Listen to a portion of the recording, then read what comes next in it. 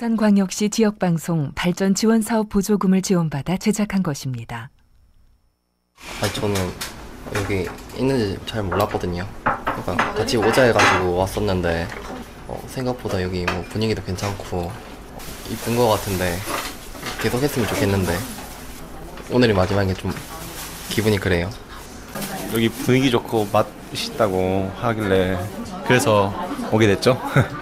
처음인데 아쉽네요. 저 유자 레몬 소다 먹었었어요.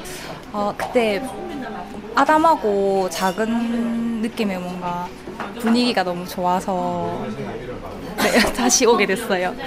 카페 이름이랑 길은 잘 몰랐는데 더듬으면서 찾아왔는데 마지막 날이라고 해서 너무 아쉬워서 어떻게 막 놀랐어요.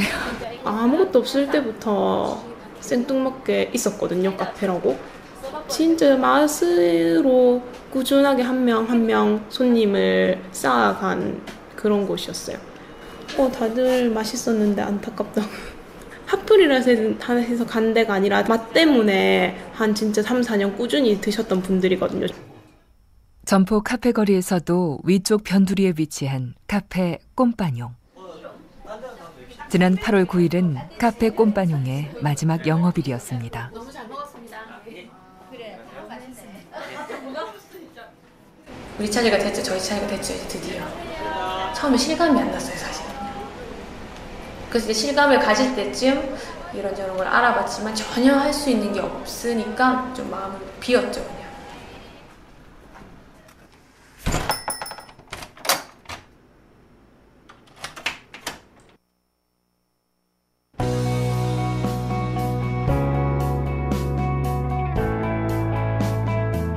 라디오 다큐 TVN의 시선. 우리 동네가 뜨다. 나는 떠나다.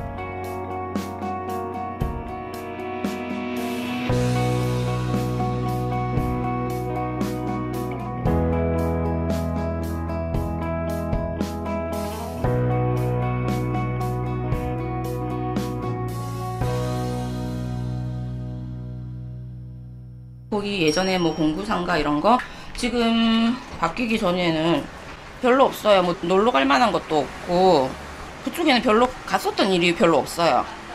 거기 옛날에는 뭐 아무것도 없었어요. 뭐 공구상가밖에 없었고 5시만 되면 뭐 깜깜하고 뭐 아무것도 없는 그런 거였죠. 산업용 뭐 벨트라든지 각종 그런 자재가 여러 한 100개 넘었을 걸. 그때는 굉장히 뭐 기름칠도 많고 오염된 거리였어요. 옛날에는 후진 동네, 저 부전동에서 설름화된 동네. 밤에는 잘 안 들고 깜깜하고 좁고. 부산의 최대 번화가 서면. 그리고 서면 맞은편에 있는 점포동은 공구상가가 밀집해 있던 지역이었습니다. 그런데 관광객들이 전혀 찾지 않았던 이 골목에 몇 년 전부터 소위 말하는 뜨는 지역이 생겼습니다.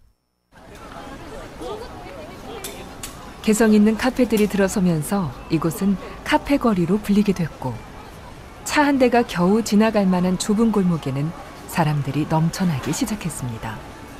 타 지역에서 일부러 이곳을 찾아온 사람들도 많습니다. 부산 오려고 이제 부산에 대해서 많이 검색을 했는데 이제 부산의 명소 이런 거 검색을 하다 보니까 점포 여기 카페 거리가 유명하다고 하더라고요. 그래가지고 찾아서 왔습니다. 전라남도 순천에서 왔어요.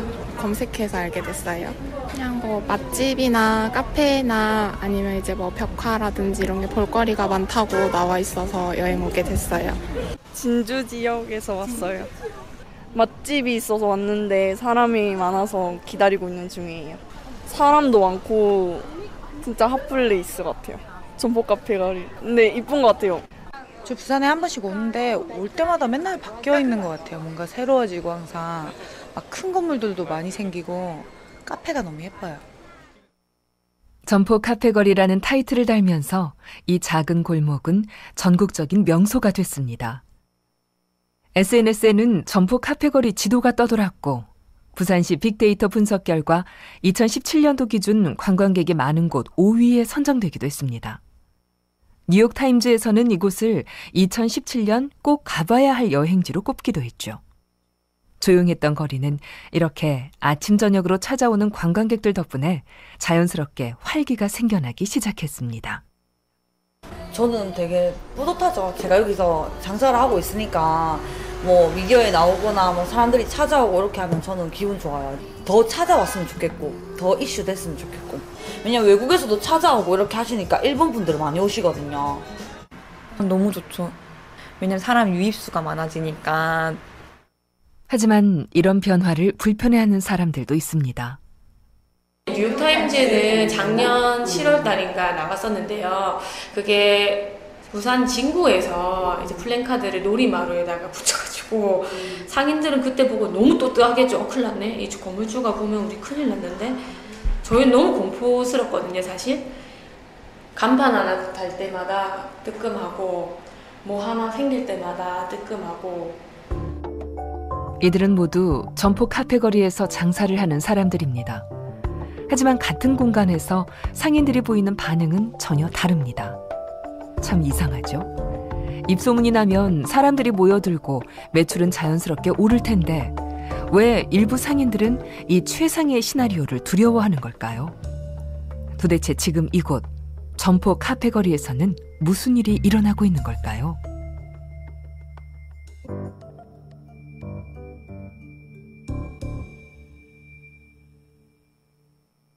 점포 카페 거리는 사실 2010년 즈음 참신한 아이디어를 가진 창업자들의 땀과 노력으로 탄생한 곳입니다.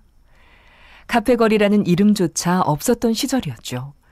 개인이 운영하는 소규모 카페 서너 곳을 시작으로 입소문이 나기 시작했고 지금은 다양한 이색 공간들로 자리 잡을 만큼 이 거리는 빠른 속도로 변화가 이루어지고 있습니다.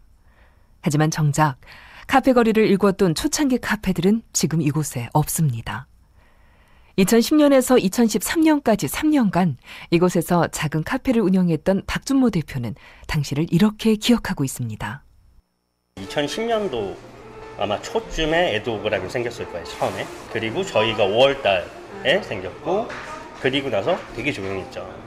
한 1년 가까이 되게 조용히 저 구석에 하나 또 생기고 에드오그람도 그렇고 저희도 그렇고 어느 정도 규모는 작아도 내실은 있었거든요.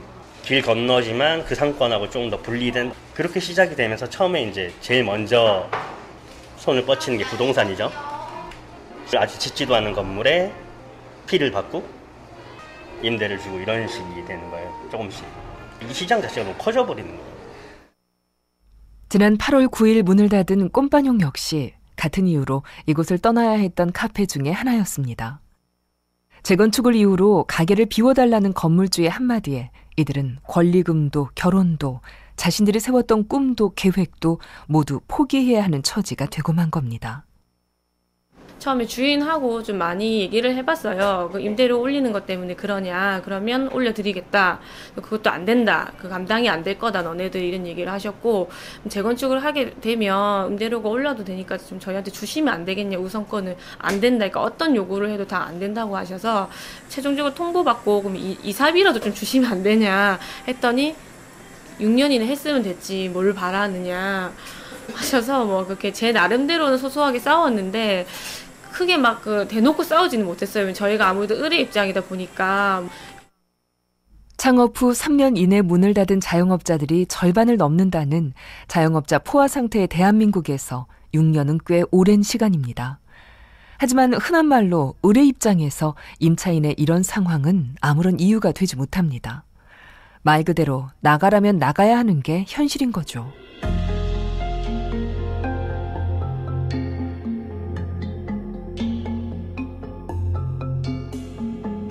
나름의 사정도 있었겠지만 초창기 카페들이 이곳을 떠날 수밖에 없었던 이유 중 하나는 너무나 올라버린 권리금과 임대료였습니다. 건물주들이 이제 권리금 받으려고 이제 명도 치든가 5년 이제 계약 기간 끝난 명도 치든가 아니면 부동산에 찔러요. 월세를 이렇게 받아라. 0.몇 프로 올린다 아닙니까? 그게 아니고 몇십만 원씩 많은 데는 한 돈 100만 원씩 올리고 그래요. 저는 120에 시작해갖고 나갈 때 그때 한 320 얘기를 하더라고요. 320 정도는 줘야 되지 않겠냐고.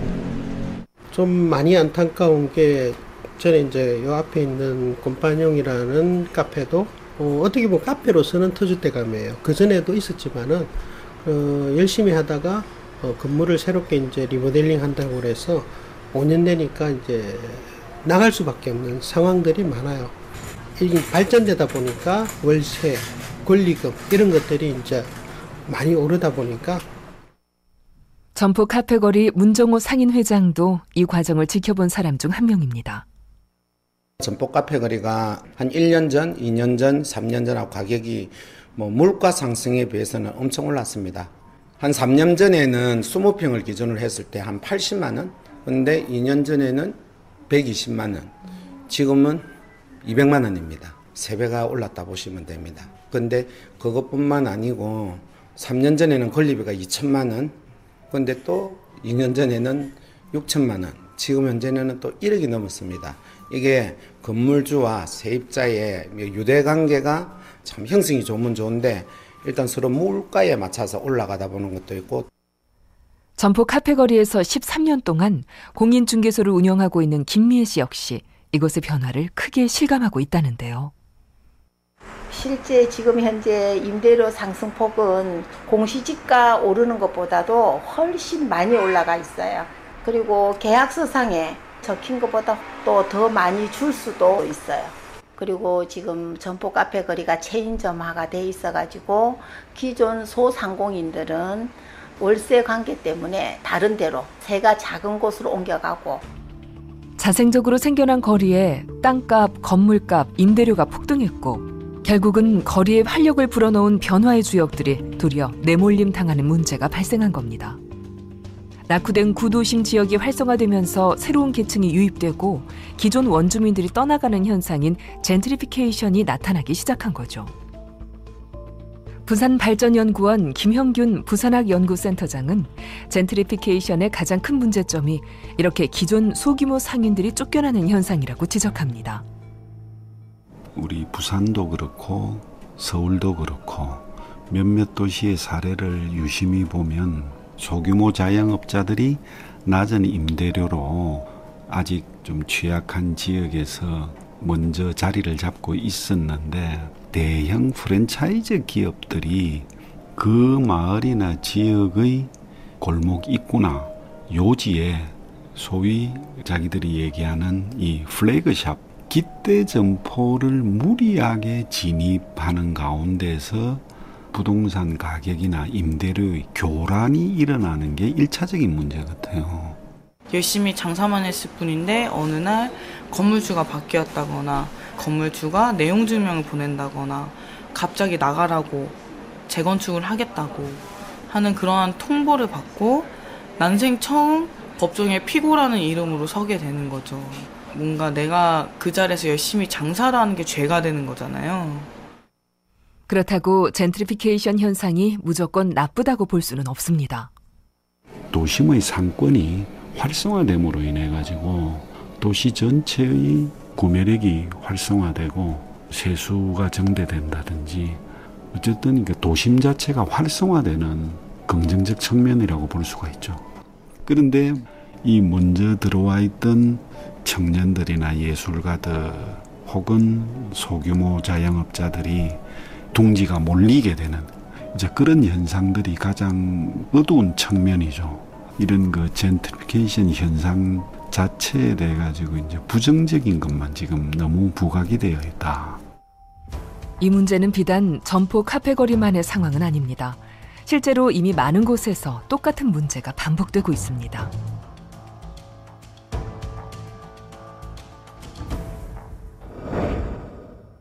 한때 젊음과 문화의 거리로 국내 최고의 상권이었던 신촌과 이대 앞은 물론이고 강남 가로수길, 이태원 경리단길에서도 전주 한옥마을이나 대구 김광석 거리에서도 비슷한 일들은 계속해서 벌어지고 있으니까요. 과연 이곳들은 모두 누구를 위한 상권 형성이었을까요? 젠트리피케이션의 장단점이 함께 존재한다면 장점은 극대화하고 단점은 최소화하는 대안은 없는 걸까요? 물론 자신의 건물 임대료를 결정하는 권리는 분명 임대인에게 있습니다. 그리고 이 문제를 임대인 대 임차인의 싸움으로만 봐서는 안 되는 것도 사실입니다. 점포 카페거리의 임대인들 역시 이런 분위기가 불편하다고 이야기하고 있습니다. 기존에는 임차인하고 임대인하고 별로 문제가 없었어요. 시나 구청이나 이제 오면서 관공서에서 자꾸 젠트리피케이션이라는 게 서울이라든지 각지에서 일어나는 문제를 여기 이제 대입을 시켜오다 보니까 아무 문제도 없이 사이좋게 지내는데 어느 날 갑자기 돈 때문에 막 이슈가 되니까 굉장히 껄끄러워지면서 말 그대로 시장 논리에 의해 가지고 저희도 뭐 임대료를 무작정 올리는 건 아니거든요. 좀 저희들도 받으려도 성이 날 정도로 이렇게 임대료가 있어요. 근데 어떻게 할 수가 없어요. 그거 지금 큰 문제입니다. 그걸 틀어야 되거든요. 임대인이 임대료 올리기가 그래 말까지 쉬운 건 아니고요. 생각보다 말이 쉽게 잘 안 나와요. 제 생각은 이래요. 뭐 일일이 사람 속을 다 모르겠는데 최근에 이거 무슨 매입을 했다. 최근에 한 사람은 현시세가 있을 거 아니에요. 현시세에서 뭐 나름대로 뭐 금리라든지 뭐를 계산하고 일할 거 아니에요. 그 사람들한테는 임대료 오를 수밖에 없지 않겠나요? 이거 샀을 때 이 금액의 기준에서 임대료를 받잖아. 이자 뭐 몇 프로. 그러니까 이건 임대료 오를 수밖에 없는 거예요. 젠트리피케이션, 임대인과 임차인 모두가 이 사실을 알고 있습니다. 카페거리 상생에 대해서 이제 그걸 하자면은 이제 임대료 문제는 안 좋은 얘기예요, 솔직히. 돈 얘기를 하면 한쪽 추저거지고 방송도 추저거지거든요. 욕은 제일 많이 들어먹는 것 같고 억울해요. 근데 진짜 무섭죠. 저희도 저렇게 될까봐. 5년 지나면은 이제 끝이고 건물주 마음이니까 저렇게 언젠가 우리도 될 수도 있으니까 무섭죠. 누군가는 불편해하고 또 누군가는 불안해하고 있습니다. 하지만 이것은 분명 합법입니다. 우리나라엔 분명 임차인들을 보호해주는 상가건물 임대차 보호법이 있는데 왜 이들은 법의 보호를 받지 못하고 쫓겨나야 하는 걸까요? 이아린 변호사의 설명입니다. 상가임대차 보호법은요, 민법에 대한 특별법인데 원래 임대차에 대해서는 민법에서 정하고 있고, 근데 이제 상가임대차 보호법은 상가에 한해서는 민법보다 우선해서 이 법에 적용을 받자라는 취지에서 만들어졌고요. 상가를 빌려 쓰는 임차인을 보호하기 위한 목적이 이제 우선인데, 그렇다고 해도 임차인에게만 유리한 건 아니고 상가 주인인 임대인에게도 방향을 제시해 주니 쌍방 다 도움이 됩니다. 상가건물 임대차 보호법은 지난 2002년 11월부터 시행됐습니다. 그리고 임대인과 임차인의 입장 차이를 해소하기 위해 몇 번의 개정이 더 이루어졌죠. 하지만 여전히 모든 임차인들을 보호해주지 못한다는 지적과 이로 인한 문제들은 계속해서 들려오고 있는데요. 2011년부터 무려 5년간 건물주 리쌍과의 갈등을 빚었던 우장창창 곱창집을 비롯해 임대인과 임차인 간에 발생하고 있는 여러 사건들만 봐도 그렇습니다. 마음 편히 장사하고픈 상인 모임의 공기 사무국장은 서촌 궁중족발의 경우 역시 법의 보호를 받지 못해 발생한 대표적인 사건이라고 이야기합니다. 건물주가 갑자기 월세를 300만 원에서 1,200만 원으로, 보증금은 3천에서 1억으로. 근데 이거는 뭐 정말 내라는 게 아니라 그냥 나가라는 이야기인데요. 그 전에도 이 가게를 내쫓기 위해서 월세를 받을 계좌를 전혀 알려주지 않았어요. 3개월 동안. 근데 저희 상가건물임대차 보호법에는 3기의 월차임을 연체 시에 계약 해지의 사유가 되기 때문에 그걸 악용을 한 거죠. 법의 변화는 계속 더뎌만 가고 건물주 재산권에 이렇게 프레임에 부딪히다 보니까 결국에는 이 상가건물 임대차 보호법이 임대인 보호법으로만 남아있을 수밖에 없는 현실이 존재하는 거죠. 임차 상인한테 불리하게 계속 판례들이 만들어지고 있어요. 지금 리쌍 사태가 사회적으로 큰 물의를 일으켰는데 긍정적 효과 중에 하나는 사람들이 그때부터 알게 됐어요. 상가건물 임대차 보호법에 뭔가 문제가 있다라는 걸 알게 되었고, 성공회대학교 동아시아연구소 신현준 연구교수 역시 상가건물 임대차 보호법의 내용을 지적하고 있습니다. 임대차 관계에 대해서 뭐 사실 임대차 보호란 말도 사실은 잘못된 말이고요. 세입자 보호가 맞죠.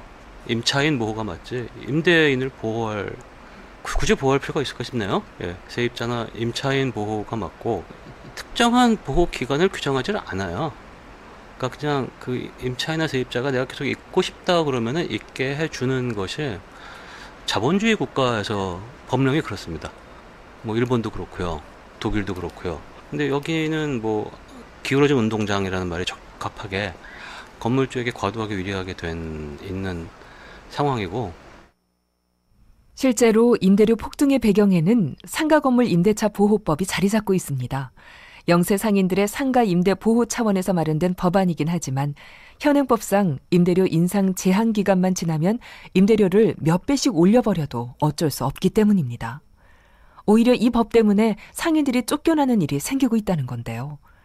지난 2013년에는 비영리 단체 마음 편히 장사하고픈 상인 모임 맘상모가 꾸려지기도 했습니다.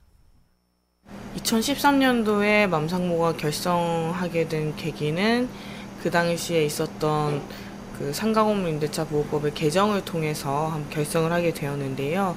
그것을 계기로 좀 전국에서 장사하는 수많은 상인들의 연락이 오고 피해나 분쟁 사례들을 좀 연결을 하면서 단체가 구성이 되었습니다.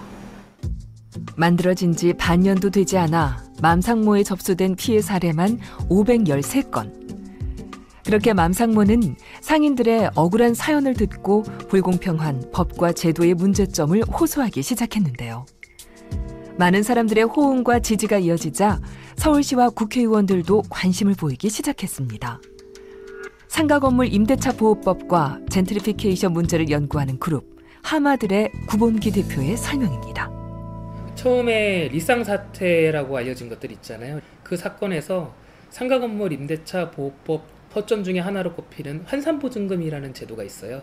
월세 곱하기 100 더하기 보증금한 금액이 일정 금액을 초과하는 임차 상인은 일절 보호하지 않겠습니다. 환산보증금이 일정 수준 이상의 임차 상인을 보호해주지 않겠다라는 말은 결국 주요 상권의 비싼 상가 건물을 가진 임대인은 상가 건물 임대차 보호법에 어떤 저촉을 받지 아니하고 임차 상인들을 마음대로 괴롭힐 수 있다는 말이 되거든요. 그래서 전문가들 사이에서 이거를 폐지해야 된다라는 얘기가 꾸준하게 나왔었는데 서영수 사장이 처음에 리쌍과 다툼을 벌이고 그때 맘상모가 결성됐어요. 맘상모가 결성되자마자 폐지까지는 아니고요. 환산보증금이 초과하는 임차 상인도 상가건물 임대차 보호법의 일부 규정을 적용받을 수 있도록 법이 개정됐어요. 2013년 8월 환산보증금의 기준을 올리는 내용이 개정되면서 조금 더 많은 임차인들이 법의 보호를 받게 됐죠. 2015년 5월 13일 날 개정된 상가임대차 보호법의 경우에 좀 주목할 만한 내용이 많은데요. 그중에서 대표적인 게 권리금 회수 기회를 보호한 것입니다. 기존에는 권리금을 회수할 수 있다라는 거를 임차인들끼리 서로 주고받고 한 거지 임차인이 임대인한테 요구를 할 수는 없었거든요. 근데 이 법에서는 권리금 회수 기회를 보호하겠다라고 했고 임대인에게 임차인이 권리금을 회수할 수 있는 기회를 박탈하지 못하도록 정해뒀습니다. 하지만 임차인들은 아직 부족하다고 이야기하고 있습니다. 여전히 지금의 사회의 법과 구조는 건물주의 재산권을 보호하기 위해서 맞춰져 있고 건물주의 재산권도 중요하지만 우리 사회가 조금이라도 나아지려면 그리고 이러한 피해 사례를 만들지 않으려면 임차 상인의 재산권 또한 영업가치 또한 법적으로 체계적으로 보호받을 수 있어야 한다. 그리고 이렇게 되어야지만 조금은 장사할 수 있는 구조 조금이라도 맘 편히 장사할 수 있는 구조를 만들 수 있는 것이 아니냐라고 이야기를 하고 있는 거죠. 뭐 사유재산을 내 맘대로 못하게 하면 어떻게 하냐. 민주주의 근간이다. 이런 식의 발상을 하시는 분들이 많은데 그러니까 특별히 이건 젠트리피케이션을 방지하자 이런 차원이 아닌 거죠. 그냥 하나의 인권, 그러니까 세입자가 그 사회에 살아가면서 시민 한 사람으로서 뭐 그냥 생업을 영위하면서 살 수 있는 권리? 기본적인 인권 차원에서 얘기를 할 부분인 것 같습니다. 특별히 무슨 뭐 거창하게 뭐 젠트리피케이션 방지 이렇게 말할 차원보다 더 기본적인 거라는 게 제 생각입니다. 장사가 잘 되는 상권은 절대 그냥 만들어지지 않습니다. 하지만 이렇게 뜨는 상권을 만들어낸 사람들이 오히려 자신들의 일터에서 쫓겨나고 있다 보니 장사가 잘 되면 잘 될수록 상권이 뜨면 뜰수록 쫓겨날 수 있다는 불안도 함께 커지고 있는 건데요. 어떻게 해야 할까요? 모두가 더불어 살아갈 수 있는 방법은 정말 없는 걸까요?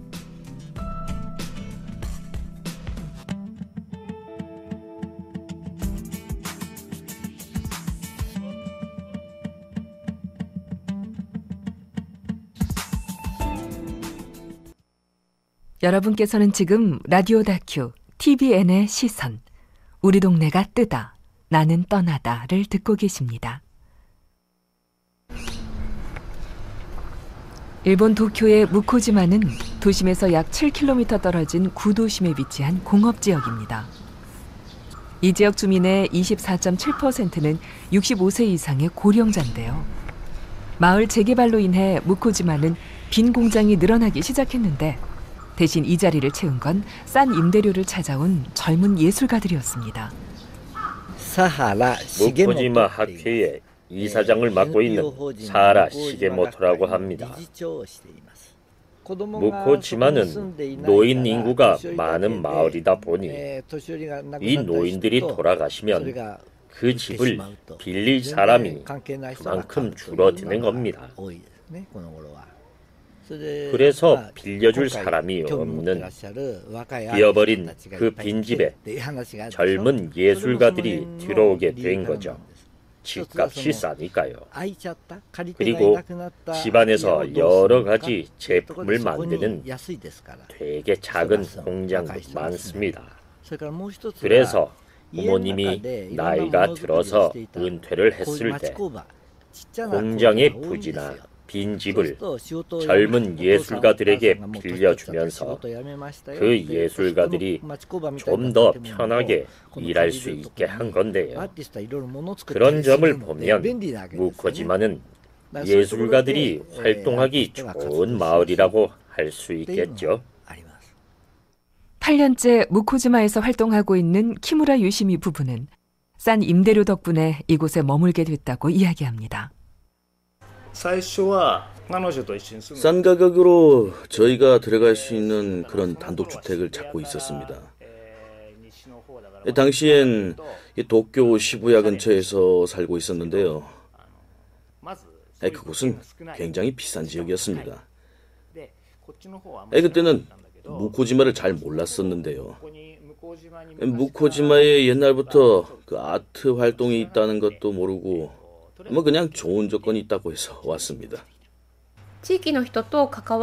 지역 주민들과 연결되고 싶을 때는 뭔가 확 와닿기 쉬운 이벤트를 하면 모두에게 알려질 수 있는 기회가 있기 때문에 전시를 하거나 워크숍을 하거나 또 간단한 물건을 만들면서 무리하지 않는 범위에서 예술 활동을 계속 해오고 있죠.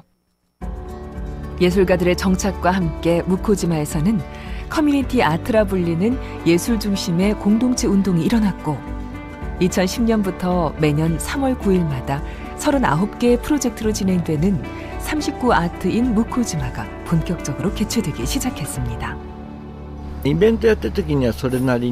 이런 예술 이벤트도 점점 커가고 있습니다. 정착해 가고 있다는 게 실감이 나는 거죠.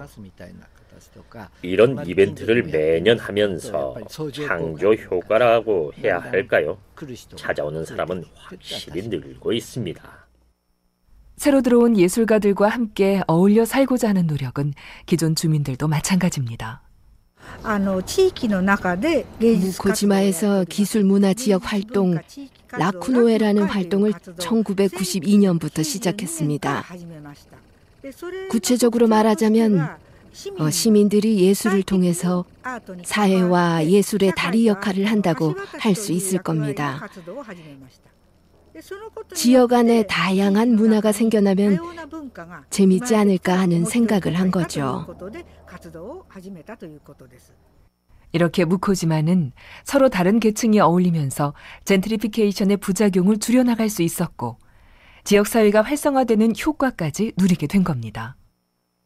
나라마다 문화나 지리적 특성의 차이로 젠트리피케이션의 접근 방식이 다를 수도 있지만 일본은 이렇게 나름대로 상생법을 찾아가고 있는 겁니다. 물론 젠트리피케이션을 느끼고는 있습니다. 지금 남아있는 사람도 엄청 많고 남아있는 사람들끼리 이렇게 지역에서 살아가는 힘을 높여가는 것이 가능하다면 젠트리피케이션에 지지 않고 이 지역에 계속 사는 방법도 있구나라는 생각을 하고 있습니다. 모든 사람이 반드시 스카이트리를 보기 위해 무코지마에 오는 것만 아니라는 거죠. 무코지마의 옛날 느낌이 나는 것들을 보러 오는 사람들도 비교적 꽤 있다는 그런 말입니다. 이곳의 가격이 올라가 버리게 되면 그 외부로부터 사람이 줄지도 모릅니다. 터를 잡은 이들과 그곳을 아름답게 꾸미는 사람들이 함께 살아간다는 인식. 무코지마의 젠트리피케이션 극복 비결은 아니었을까요?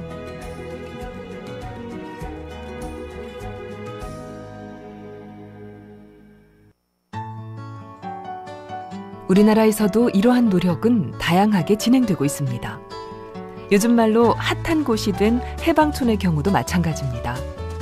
이태원과 경리단길의 대체 상권으로 해방촌 신흥시장 일대가 급부상하면서 상가 임대료가 오르기 시작하자 지난 2016년 11월 신흥시장 상가 운영회장인 박일성 씨는 6년간 임대료 동결을 다짐한 신흥시장 상생협약에서 임대인 대표로 서명을 했습니다. 상생협약은 도시재생에서 구청, 시청, 주민 측에서는 제가 이제 시장 대표 겸 건물주 입장, 그리고 세입자 넷이서 주민센터에서 상생협약 시켜줬죠.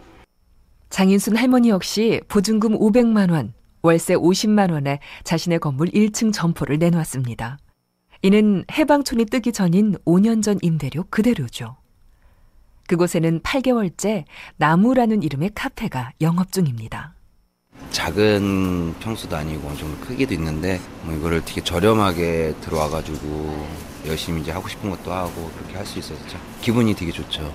여기 오래 계셨던 분들, 이제 특히 이제 좀 어르신 나이 연세가 좀 있으신 분들 같은 경우에는 사람이 먼저지라고 생각을 하시는 분들이 많기 때문에. 김정남 씨 역시 그런 임대인 중 한 명입니다. 나도 옛날에 세를 얻어서 장사하고 그랬지만 집세 올리는 거가 제일 무서울 정도로 나도 내가 그 사람한테 얘기를 하면 그 사람도 부담 가고 무서울 거 아닌가 그런 생각이 들어. 그래서 내가 웬만하면 세 이렇게 안 올려 잘. 뭐 괜찮으면은 조금 하나만 올려주던가 그렇지 않으면은 내가 얼마 올려달라 뭐 할라 이런 소리는 하고 싶지 않고 세대로 사람들이 잘 되면 시장도 좋고. 이들이 상생협약에 참여한 이유는 단 하나입니다. 함께 더불어 살면서 이 시장을 지키자는 거죠. 하지만 법적 강제성이 없기 때문에 이 또한 완전한 해결책이 될 수 없다는 것도 사실입니다. 그렇다고 해서 우리가 제재를 못하잖아. 이게 문제라고. 난 되는 줄 아는데 새로 들어온 사람, 젊은 사람한테는 그런 거는 우리 상생협약식 가졌으니까 한 5, 6년 동안은 올리지 않을 거다. 올리되 물가 상승만 올 거다. 그러니까 걱정하지 말라고 그러는데 이게 보니까 법적인 제재가 없으니까 내가 할 말이 없더라고. 2015년 9월 성동구청에서도 젠트리피케이션 방지 정책을 추진하기 시작했습니다. 과거 준공업지역이었던 성동구 성수동은 홍대 앞이나 서촌에서 밀려난 예술가들이 모여들면서 독특한 분위기의 갤러리나 음식점, 카페들이 생겨났고 덩달아 임대료도 오르기 시작했는데요. 이에 성동구는 임대료 인상률 상한선을 설정하는 등 상생협약을 추진했습니다.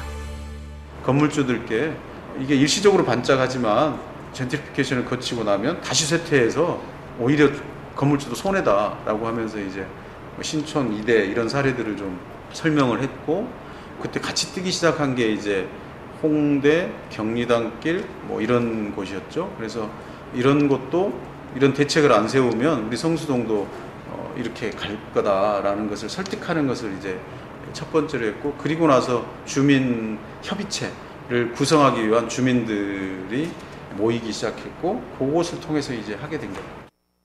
젠트리피케이션 가능성이 있는 지역을 지정해 임대인과 임차인, 주민자치위원 등이 참여하는 주민협의체를 만든 겁니다.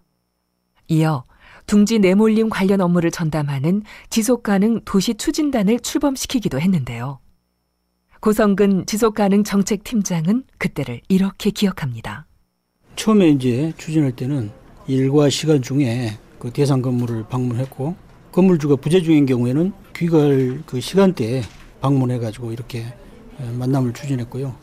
그리고 일단 주소지로 우리 구의 정책 그 설명 안내문과 신문지상에 젠트리피케이션 폐해 보도 내용이 많이 있죠. 골목상권 공실률이 증가해서 다 같이 죽는다. 그런 것들 편집해가지고 상생협약서와 반송용 우편봉투 또 우표 동봉해서 이제 보내드렸습니다.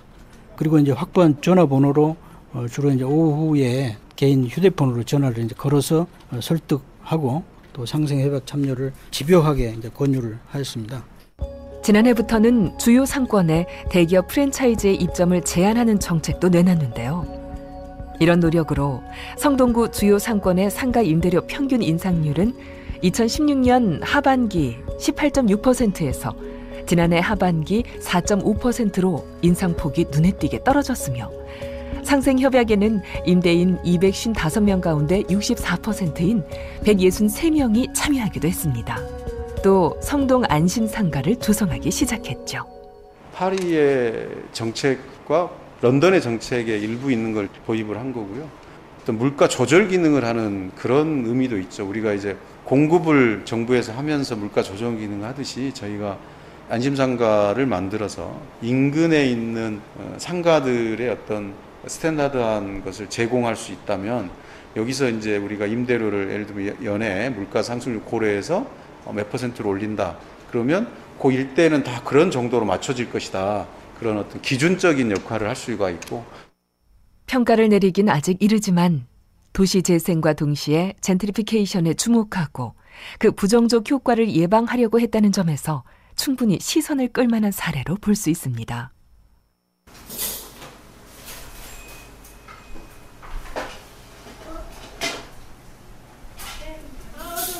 왕십리에서 장사를 해왔던 윤수김밥 윤복숭 사장은 새로 바뀐 주인으로부터 지난 4년간 올리지 않은 임대료를 한꺼번에 올리겠다는 내용 증명을 받은 뒤 장사를 접고 이곳으로 온 경우였습니다.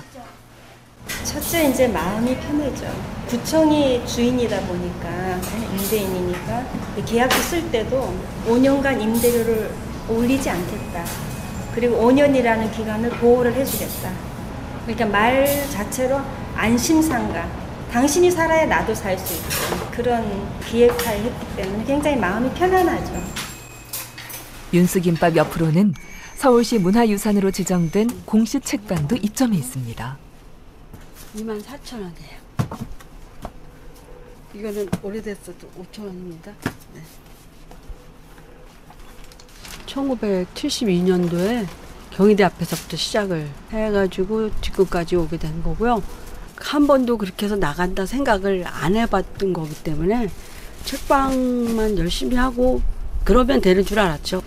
월세를 130에 있었는데 300 내고 보증금도 2배로 올리라 그러고 2배, 3배를 올리라 그러고 그러면 그렇게 힘들 것 같으면 그냥 가게를 비워라. 타협을 할 여지도 없었죠. 한때 우리나라에서 가장 큰 헌책방이었던 공시책방이 임대료 때문에 문을 닫게 된다는 사실은 꽤 화제가 됐습니다. 당시 법원에서도 현행법상 이런 결론밖에 나올 수 없다며 안타까워했을 정도죠. 제가 이런 일을 겪으면서 우리 책방의 기능이라든가 가치에 대해서 더 중요한 거를 더 많이 느끼게 된 거죠. 신촌에 볼 일이 없더라도 공시책방을 가기 위해서 신촌에 오시는 분들 오신다고 해요. 그분들께서. 그럼 여기 공시책방 없어지면 내가 여기 올 필요가 없다고 그렇게 얘기하시는 분들도 있었고요. 하지만 시장 논리 앞에서 이런 추억이나 문화, 역사적 가치가 설 자리는 점점 좁아져만 갑니다.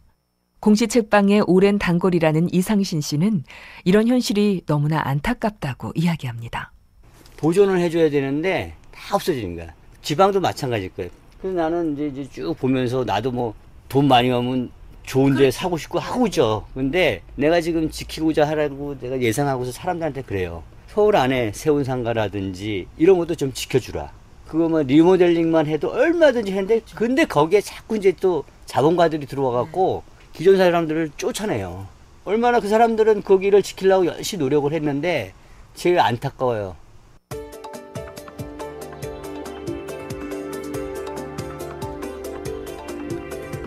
국회 의안정보 시스템에 따르면 20대 국회에 발의된 상가 건물 임대차 보호법 개정안은 23건으로 모두 계류 중이었는데요.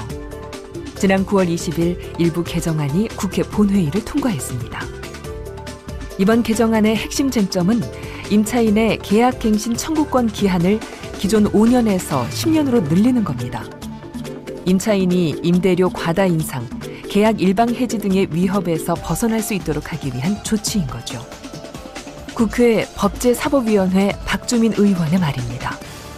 지금은 어떤 상가 건물 인테리어 비용도 많이 올랐고 상권이라는 걸 형성하는 데도 많은 시간과 비용이 들다 보니까 그 5년 동안에 그 투자했던 시간과 비용을 다 회수를 못 한다는 거예요. 그래서 좀 기간을 늘리자게 된 거죠. 하지만 임차인들은 계약갱신 청구권의 기한을 늘리는 것만으로는 달라지는 게 없다고 주장합니다. 저희 같은 경우에는 이 기간에 제한이 없는 계약갱신을 이야기하고 있고요. 이미 상가건물 임대차 보호법 상에 임차인이 어떠한 계약상에서 계약갱신을 거절할 수 있는 사유를 만들어 놨습니다. 언제든지 거절 사유에 부합하면 갱신을 거절할 수 있는 부분이거든요. 그런 게 있는데도 사실 5년이든 10년이든 이렇게 기간을 정해놓은 것은 사실상 임차인에게 너무 불리한 그 상가건물 임대차 보호법의 구조를 보여주고 있는 것이죠. 요즘에 나오는 얘기 중에 많은 게 조물주 위에 건물주 뭐 이런 얘기도 나오고, 그 얘기의 반면이 뭐냐면은 건물을 가지지 못한 사람들의 어려움을 또 얘기하는 거잖아요. 상가임대차 보호법의 보호를 받아야 되는 사람들이 557만 정도 되는 자영업자예요. 그 가족까지 지금 1,500만. 국민 대부분이 적용을 받는다고 보시면 되고, 국민 대부분의 어떤 생계를 위해서 좀 필요한 안전장치는 마련돼야 되죠. 근데 지금 상가임대차 보호법은 그 정도의 수준에 이르지 못했다는 평가를 받고 있는 거고. 급격한 임대료 상승으로 영세 상인이 쫓겨나는 젠트리피케이션 문제는 사회적 합의와 양보 없이는 절대 해결되지 않습니다. 영국과 프랑스에서는 정당한 사유가 없다면 임대인이 임차인과의 재계약을 거절할 수 없도록 법으로 규정하고 있습니다. 일본의 경우는 1992년 땅을 빌리고 집을 빌리는 것에 관한 법인 차지차가법을 개정하여 임차인을 위한 강력한 보호장치를 마련했습니다. 전국 차지차가조합연합회의 호소야 시로 사무처장, 일본 전국 임대주택 경영자협회 이나모토 쇼지 사무국장의 말입니다. 일본의 차지차가법은 1911년도에 만들어진 법률로 몇 번 개정이 되긴 했지만 기본적인 흐름에서 보면 빌리는 쪽을 보호하는 입장에서 개정되어서 지금까지 이어지고 오고 있습니다. 차지차가법의 커다란 특징으로는 역시 빌리는 쪽을 보호한다는 점인데요. 예를 들면 계약의 기한이 끝나도 집주인이 6개월이나 1년 전에 미리 통지를 하지 않으면 계약의 내용을 개조하는 것은 불가능합니다. 또한 계약의 기간이 만료되어도 다시 한번 집주인은 통지하지 않으면 안 되게 됩니다. 게다가 집을 비워달라고 요구하기 위한 적당한 이유가 없다면 계약의 갱신을 거부할 수 없습니다. 그렇기 때문에 계약 기간이 지나도 법정 갱신제라는 형태로 임차인들은 계속 빌릴 수 있는 권리가 인정되는 겁니다. 토지랑 집을 빌리는 사람을 보호해주는 차지차가법이 있기 때문에 집을 가지고 있는 임대인이 집세를 2배로 올리고 싶다고 해도 불가능합니다. 그 배경은 법률입니다. 입주자 보호 거주권이라고 하는 살고 있는 사람의 보호, 즉 빌리는 거지만 사람이 사는 권리가 더 우선되기 때문에 임대인이 임대료를 올려서 사는 사람을 쫓아내는 행위는 불가능합니다. 물론 가격이 좀 오를 수도 있지만 너무 말도 안 되게 오르거나 하는 건 말이 안 되는 거죠. 하지만 이걸 과연 법의 차이라고만 할 수 있는 걸까요? 법만 개정되면 모든 문제가 다 해결될까요? 전 서울대 아시아연구소 연구원 다무라 후미노리의 설명입니다.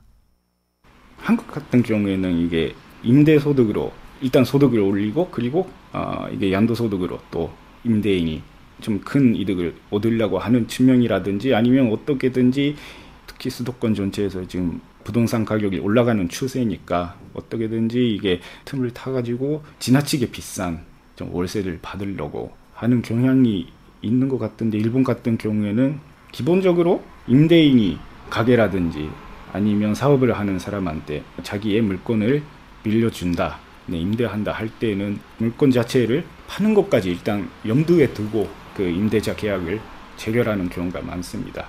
임차인이랑 임대인의 관계성에 있어서 한국이랑 일본은 많은 좀 큰 차이가 있는 것 같습니다. 경제협력개발기구에 따르면 2018년 현재 우리나라의 자영업자 수는 570만 명입니다. 전체 경제활동 인구 중 자영업자가 20%에 달할 정도로 비중이 높은 편이죠. 불안정한 고용 환경과 취약한 사회 안전망 때문에 불가피하게 자영업에 뛰어든 사람들도 많습니다. 그리고 지난해 자영업 폐업률은 88.1%였습니다. 이 말은 지난 1년 동안 가게를 새로 연 10명 중 9명은 문을 닫았다는 이야기이기도 합니다. 거기다 5년 이상 가게를 유지하는 자영업자는 10명 가운데 3명이 채 되지 않죠.